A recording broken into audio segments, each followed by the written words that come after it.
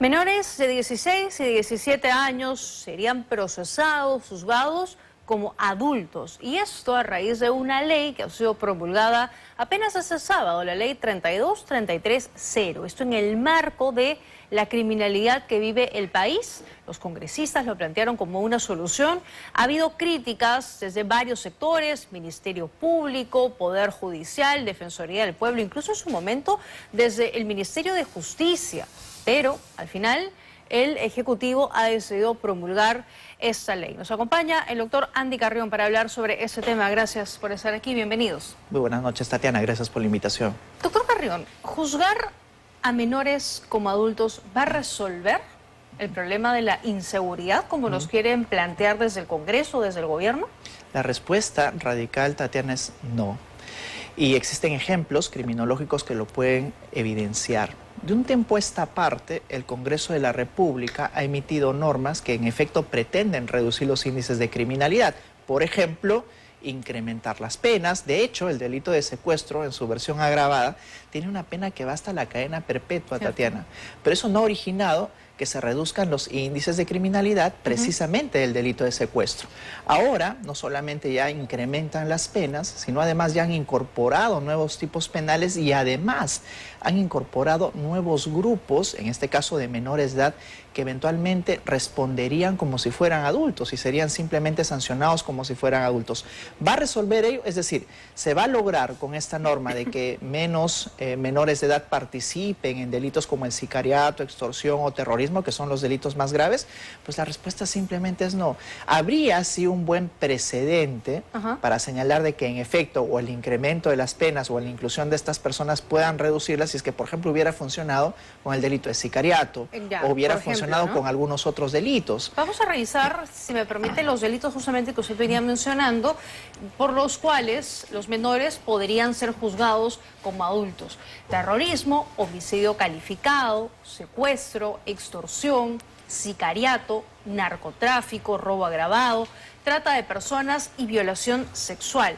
Pero, doctor Carrión, los niños y adolescentes tienen un régimen penal especial. No es que tampoco no reciban sanción. Simplemente entiendo que la Constitución prevé para ellos una especie de justicia restaurativa, ¿no? Personas que todavía se pueden salvar y reinsertar a la sociedad. Ese es el motivo, porque también es falso, Tatiana, que por ejemplo un menor de 16 o 17 años que haya participado en un acto de sicariato es liberado inmediatamente por las autoridades. Ello no sucede, porque de acuerdo al Código Penal de los niños y adolescentes, ellos pueden ser internados en la participación como menores infractores y participan en hechos tan graves como estos, hasta 10 años en el centro de rehabilitación juvenil.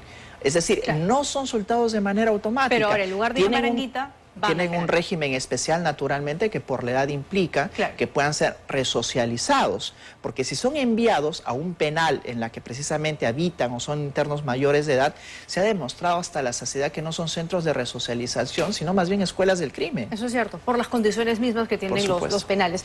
Se suma a esta mesa de conversación el alcalde de Magdalena, Francis Allison. Hola, gracias por acompañarnos también. Buenas noches. Buenas noches, Allison. Mire, le traslado la misma pregunta con la que iniciamos esta conversación con el doctor Carrión. ¿Juzgar a menores como adultos va a resolver el problema de inseguridad? Bueno, a ver, en primer término, comentar lo que yo creo. Creo que un menor de edad, cuando jala el gatillo y asesina a alguien, se convierte en mayor. Sin embargo, y algo más.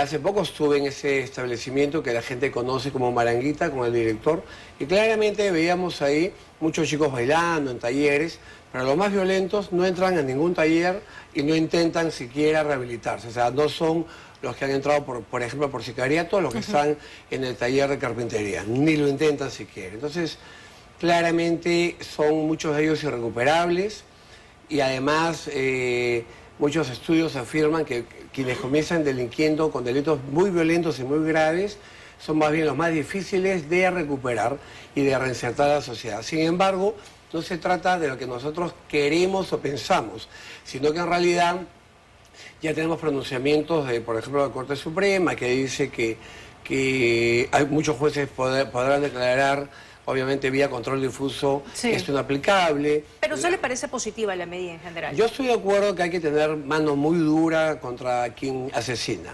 Ya. Creo que la mayor función del Estado, ¿cuál es? Proteger a las personas. Está en el artículo 1 de la Constitución. Entonces, si debemos proteger a las personas, especialmente sus vidas, debemos entender que en algunos casos sí tenemos que tener mano muy dura con algunos menores que ya están metidos en hechos muy graves como el sicariato. Sin embargo, sí. coincido con la presidenta de la Corte Suprema, Tatiana, en el sentido que en realidad deberíamos estar buscando a las cabezas de las organizaciones criminales, quienes obviamente son los que están Porque reclutando a los menores para esas labores. El Estado ¿no? tiene que proteger, sin duda, a las personas, a las víctimas, pero tiene que también prevenir y garantizar que estos chicos no sean reclutados por organizaciones criminales y ofrecerles, digamos, condiciones para que finalmente no encuentren esas oportunidades en estos grupos delictivos. Mira, Tatiana, pero también hay que identificar dónde está el problema del por qué se está gatillando este tipo de normas en el Congreso de la República. No es cierto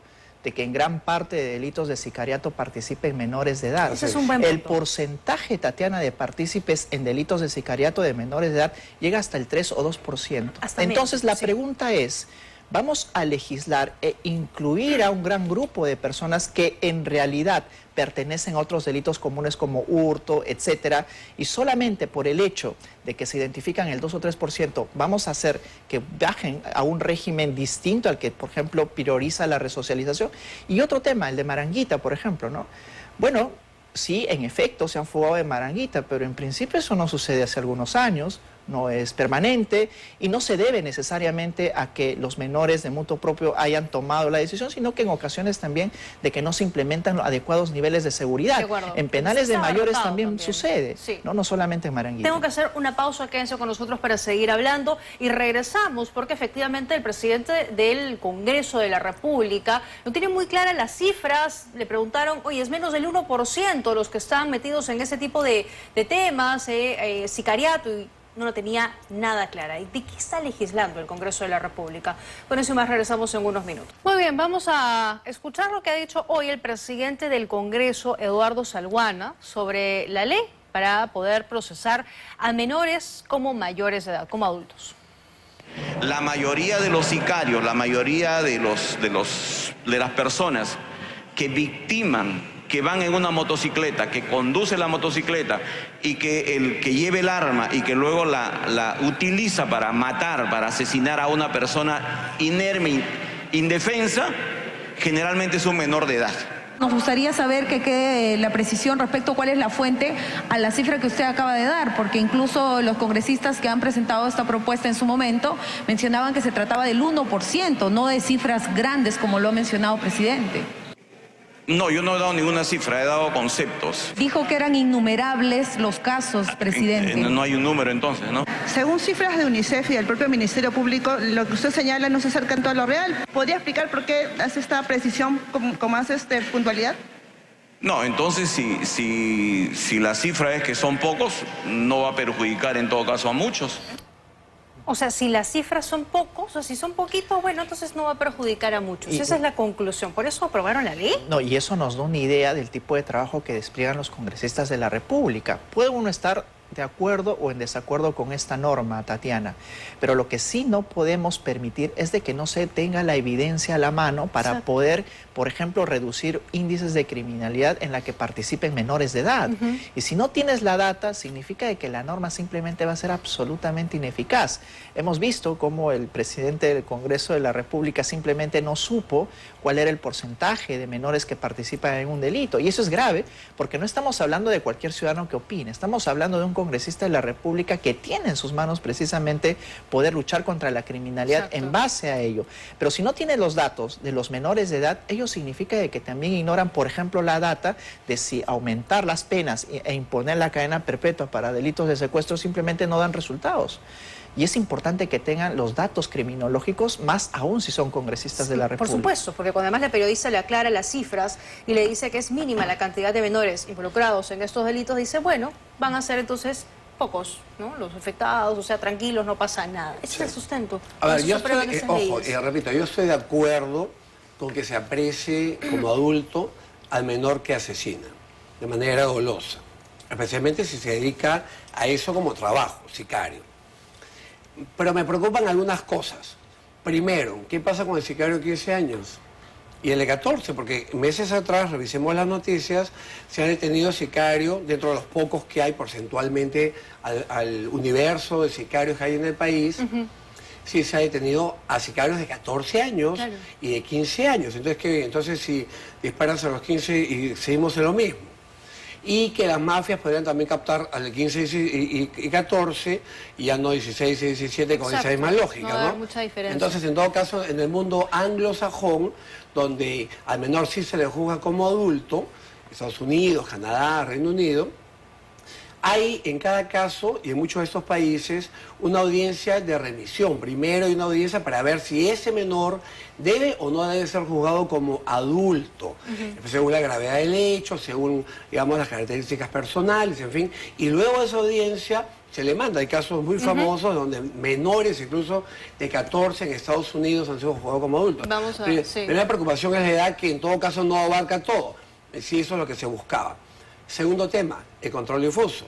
Repito, por ejemplo, el año pasado, ¿qué pasó? El año pasado, en octubre, se cambió la ley para que ahora la policía dirija la investigación y ya no la fiscalía. Pero la Constitución dice otra cosa.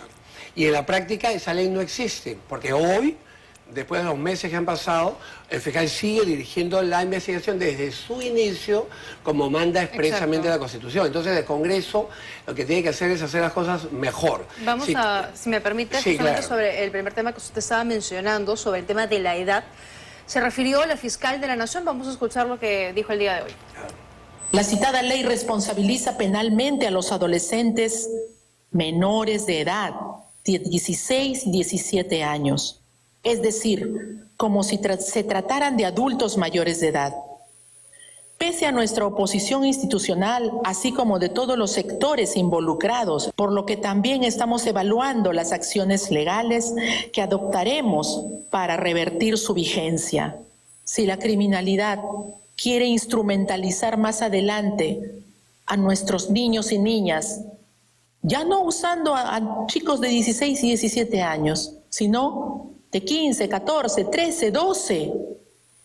¿Vamos a seguir cambiando la ley para perseguirlos como si fueran adultos? Ese es el camino equivocado que tenemos y estamos a tiempo de rectificar. Bajo esa lógica, entonces, que seguimos bajando la valla. Le pido, por favor, que me esperen unos minutos. Tengo que hacer una pausa y regresamos con sus comentarios. Antes de irnos a la pausa, habíamos escuchado a la fiscal de la Nación que decía, a ver, Congreso de la República, Ejecutivo, ustedes ahora quieren sancionar como adultos a chicos de 16, 17 años. Mañana los criminales bajan la valla y ¿qué van a hacer? ¿Lo mismo con la ley? ¿Qué piensa, doctor Carrión? Bueno, es la lógica que están aplicando ahora los congresistas de la República. Lo hemos escuchado nada menos que al presidente del Congreso decir, bueno, tenemos un número inconmensurable de menores que están participando en este delito. Al entender suyo serían pues de 16 y 17. Y obviamente la lógica que está aplicando la presidenta de la Junta de Fiscales Supremos, que es la fiscal de la Nación, tiene sentido, ¿no? Entonces así poco a poco vamos a ir bajando las edades para precisamente incorporar cada vez más niños dentro de la responsabilidad penal. Hace un momento discutíamos en la mesa cómo los países angloamericanos, si esto es posible, ¿no? Por ejemplo, aquellos que entran a un colegio y con una metralleta y empiezan a matar a todos los demás compañeros del aula o incluso profesores, ellos por lo general ameritan desde la perspectiva norteamericana incluso la pena de muerte, a pesar de que son menores de edad. Pero es una tradición distinta, no es una tradición, por ejemplo, en la que se permite el uso de armas generalizado, aunque con algunas limitaciones, a diferencia de nuestro país, y algunas otras diferencias que vienen de muchísimos años atrás. Pero yo creo que al menos por ahora deberíamos de respetar, tal como está configurada nuestra Constitución, y además algo importante, Tatiana, la Convención de la Protección de los Derechos del Niño, que considera precisamente niños, a pesar de que la denominación no está exacta, a menores de 18 años.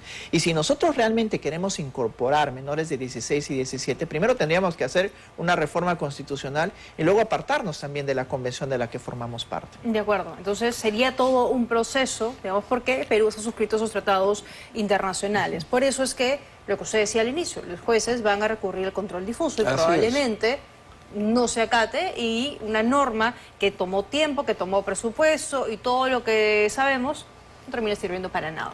Igual que la norma, repito, que devolvió la investigación a la policía, lo que es su conducción, que no se ha aplicado. Entonces, los congresistas y el Ejecutivo también, que ha promulgado esa ley, no están entendiendo la dimensión del problema. Simplemente sacar leyes por sacar, dictar normas y lo que fuera, para intentar atender el problema de inseguridad, Claro. pero que en la práctica no está sirviendo para nada. Por ejemplo, si el Congreso creía que la policía está más capacitada para investigar y es ella la que debía hacerlo, debió primero cambiar el artículo 159 de la Constitución, que dice expresamente que el fiscal conduce la investigación desde su inicio y que para ello la policía está obligada a ejecutar los mandatos pues, del fiscal. Entonces, una más clara en el agua. Entonces, ¿qué pasa con esto? Que el Congreso no solamente debió sacar esa ley, debió modificar la Constitución en ese caso para que la norma no sea inconstitucional, ¿no? Así como han cambiado, ojo, la Constitución para ser reelectos ellos mismos, la bicameralidad y que puedan postular a senador, diputado y ser reelectos, debieron también cambiar la Constitución para ese efecto. Y acá también mi entendimiento me lleva a entender, a la firme convicción, perdón, de que se han hecho las cosas un poco apresuradas. Repito, yo sí creo que el menor de edad se convierte en mayor cuando jale el gatillo. Listo. ¿Se puede recuperar un menor? Yo creo que es cada vez, a ver, mientras menor es el que mata, es más difícil recuperarlo. No es como dicen muchos, más bien es al revés, porque todos los estudios apuntan a eso. O sea, un ser humano que a los 14 años no está enamorándose de una chica, no está pensando en hacer deporte, sino asesinando por dinero, es más difícil de recuperar que alguien entra en la vida delictiva mucho mayor. ¿Qué piensa, doctor Carrión, de eso? ¿Se puede recuperar a los menores? Bueno, yo creo que hay que dar también oportunidades a aquellos a quienes delinquen, porque finalmente el Estado también ha fallado respecto a los menores de edad, ¿no? El ámbito de la educación, el ámbito familiar, tenemos al Ministerio de Educación, tenemos al Ministerio de la Mujer, tenemos a muchos ministerios que en rigor deberían de preocuparse por la educación y la adecuada formación, sobre todo a las personas que menos tienen, Tatiana. Entonces, el Estado también tiene parte de responsabilidad de lo que están haciendo ahora los menores de edad. El Estado no puede decir, bueno, ahora los abandono, porque el fracaso también es compartido. Y yo creo que se debería de priorizar, no en medidas tan efectistas, porque es cierto, el Congreso de la República ha reformado la norma y hay muchas personas que están perfectamente de acuerdo, quizás suban su popularidad 1 o 2%, pero en lo que hay que prestar atención es en las responsabilidades propias que también debe de asumir el Estado y que el menor también debe de tener oportunidad de acceder a la rehabilitación y que si pues no se rehabilita y no se resocializa y se integra a la sociedad después de los 18 años, pues entonces ya meritará enviarlos a un penal. Coincido con esa apreciación final, ¿no? Que es responsabilidad del gobierno otorgar medidas de prevención, otorgarle oportunidades a esos chicos para que finalmente no encuentren un camino fácil en estas organizaciones criminales. Yo les agradezco a los dos por haberme acompañado esta noche, muy gentiles. Hemos llegado al final de 2020.